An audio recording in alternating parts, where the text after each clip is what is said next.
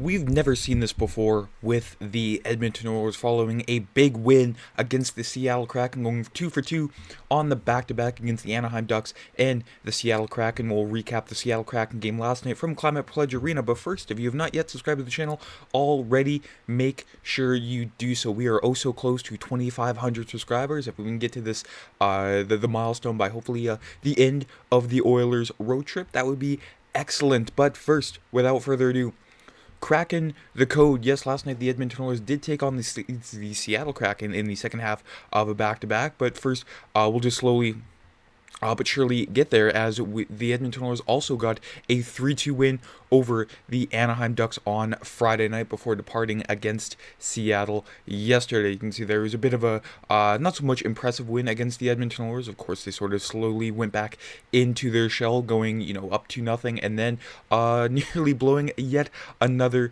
lead against the Anaheim Ducks. But Leon Draisaitl, the late game hero, as the Oilers took that one 3-2. But going into the Seattle Kraken game last night, it only took 10 seconds for the Oilers to be lights out. There you can see the Climate Pledge Arena. They are really taking that name to heart. But the Oilers did come out of that one with a 4-2 win last night against Seattle, a team that they've had their number over the past couple years, ever since Seattle came into the Pacific Division. Just looking at the scoring summary, Vasily Podkolzin and Jeff Skinner to the Oilers, summer acquisitions, making it 2-0 Oilers. And you can see there it was beginning to be sort of a blowout there, with Ryan Nugent-Hopkins getting his 10th on the year from Connor McDavid and Brett Kulak, before Seattle made things interesting off of an awful turnover from Kasperi Kapanen. Chandler Stevenson makes it 3-1, and then from an even worse rebound from Calvin Pickard, who had sort of a quiet game, but a terrible rebound out to the stick of Jaden Schwartz, making it 3-2 Seattle. Looked like they were going to tie the game before Leon Draisaitl, with his 30th goal of the season, making it 4-2 Oilers, and they get the win there. When it comes to the game stats there, Edmonton dominating Seattle in all sorts of statistical categories there, 32-17 in terms of shots on goal. I saw a lot of complaints regarding, Edmonton's lack of physicality last night, only 7 hits compared to Seattle's 23, but when you have the puck a lot, you don't seem to hit a lot. I mean, it just kind of goes without saying. Of course, it'd be nice for Edmonton to be a little bit more physical, but the season is long, and that physicality will come in the playoffs. Seattle going 0 for 2 on the power play. Edmonton continuing their penalty kill domination, and then also winning 33 faceoffs compared to Seattle's 25. Of course, the game within the game when it comes to the Oilers so far this season, being dominant on the draw. And Money Puck surely thought the Edmonton Oilers were dominant, as they, on the deserved to win-o-meter, 74.8, hovering over that 74-75% mark compared to Seattle's 25. So again, Edmonton all over Seattle with this sort of heat map, the bubble chart here. Edmonton all over Philip Grubauer, who they've had his number ever since he came into the league, no matter which team he is with. And then Seattle, again, Calvin Pickard, a very, very quiet night, except for the 2 goals that he did give up. I mean, only the Jaden Schwartz one I thought he should have had, but the Chandler Stevenson one, that was a 2-on-1, again, off of a botched pass. Kasperi Kapanen, his impression of Leon Draisaitl in his spinorama backhand pass, and it turned out costly for the Oilers last night. And that was really weird, because, Kasperi Kapanen, he's normally, a smarter player than that, but mistakes do happen. But for the very first time, folks, the Oilers win back-to-back games when Connor McDavid goes pointless in each contest. I mean, that's a mind-blowing stat for the amount of time that Connor McDavid has been in the league. I mean, almost 10 years in the league, and the Oilers having gone 2 games, winning those 2 games without a McDavid point. That just goes to show you the amount of talent the Oilers did have. Even during the early years of McDavid in his tenure with the Oilers.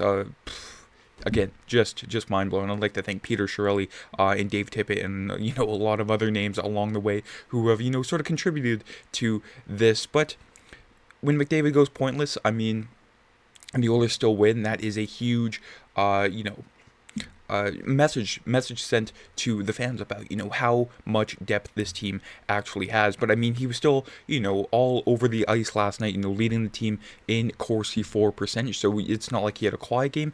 He just let the others step up there. I mean, some other strong games there from Bouchard and Ekholm.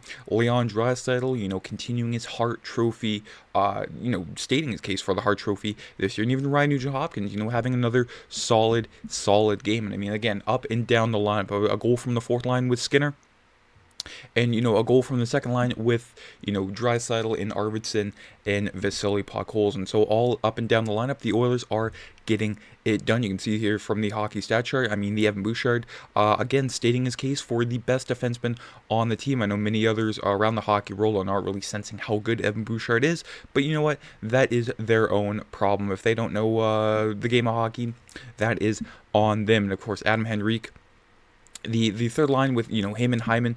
I mean, Hyman was put on the third line to sort of drive that line and again create some more depth within the Oilers lineup. But Adam Henrique, a really rough stretch of games for him, so really not too sure what to do with him so far. I mean, I should say Adam Henrique was on the fourth line, pardon me, but again, you either try him as a top six winger, because that's where he was to start the 2024 playoffs with McDavid and Hyman, or you just try to hope he figures out his game, the wily veteran that he is. But Leon Draisaitl, I mean, what else do you have to say about him? I mean, he's owned the Kraken over his career with an average of 2.27 points per game, with a goal and assist on Saturday night, giving him 6 goals and 19 assists in 11 career games against the NHL's expansion side from 2021, who've been dominated by the Oilers over their franchise's history to the tune of 9 defeats in 11 total meetings. I mean, the Climate Pledge Arena, along with the Bridgestone Arena in Nashville, have become the two most favorite spots for Leon Draisaitl to play in the National Hockey League, alongside his own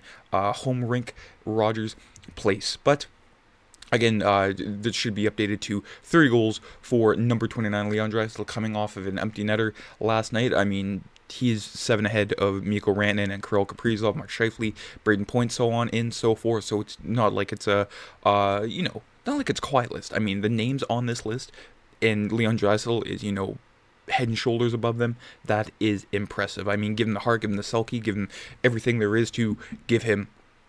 He's been that good for the Edmonton Oilers this year. When it comes to the Oilers, also being good defensively, I mean, expected goals, of course, Seattle isn't not really the most strongest team offensively, but the Oilers suppressing them for a good chunk of the game last night. A really good 40 minutes from the Oilers. Sort of fell asleep in the third period, but they managed to get it done. I mean, again, Calvin Pickard, he's as reliable as it gets as a backup goalie, no matter how much people try to say, he's not that good. I mean, he's pretty much one of the reasons why the Oilers won the second round matchup against the Vancouver Canucks last year when he came in relief for Stuart Skinner. But in his last 10 games, only 3 losses in there. And again, very respectable numbers for a backup. And of course, popular guy in the room. That's not as important as many, would like to say, but I mean, it doesn't help when your backup goalie is not, being a locker room cancer, unlike some players in Vancouver. But again, the Oilers, 6-1 at Climate Pledge Arena, one of their most popular one of their favorite places to play there, and they were backing it up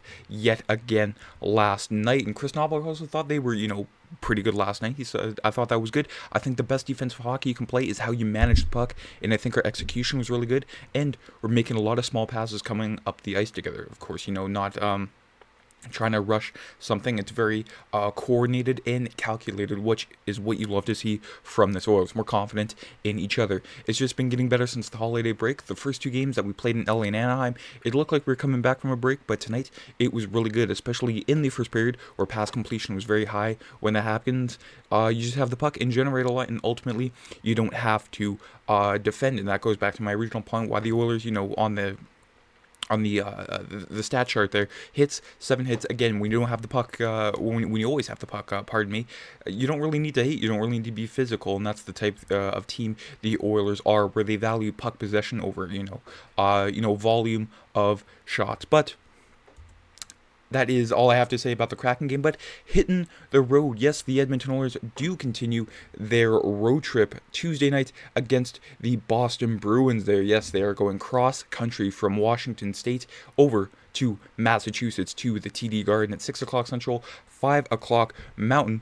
as the Oilers again continue their road trip with Boston, Pittsburgh, in Chicago, coming back home for one against the Los Angeles Kings, and back on the road for three. So it's pretty much, a 7-game road trip with one home game there to sort of break it up. I don't know why the NHL schedule makers had that happen, but it is balanced out by a 5-game homestand to end off the month of January. That is it for today's video. Let me know in the comments what you thought about last night's game. Are you worried about the Oilers at all? I mean, with a 3-goal lead, almost blew it yet again. But again, it is a long season, and the Oilers do have those mistakes to clean up towards the end of that, and I'm fully confident they will do that. Of course, also subscribe to Oilers Digest for any and all Oiler content. We will have it coming your way. Have yourself a fantastic rest of your Sunday and a great start to the week. Take care. I'm Matt.